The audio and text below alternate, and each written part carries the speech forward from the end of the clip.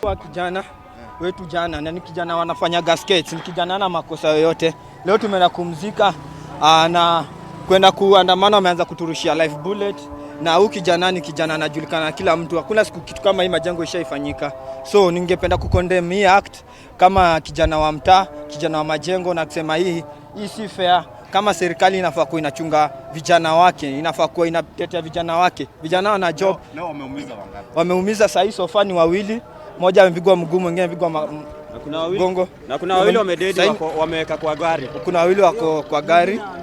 But hatuja certify hizo watu wamesema. Kwa hivyo tunaomba serikali, Matiang'i kana nasikia sauti yangu, tafadhali aingilie katikati, kwa sababu vijana wa mtaa kama peace builder tumekuwa tukibuild good relationship between the police and the youth. Tumekuwa tukijituma na tumekuwa tumeestablish, kwa sababu ya polisi moja anaitwa Chirchir, na hizo video ziko kwa mtandao. Alipiga kijana bure, na ni kijana anajulikana, ni kijana yeye fanya skates.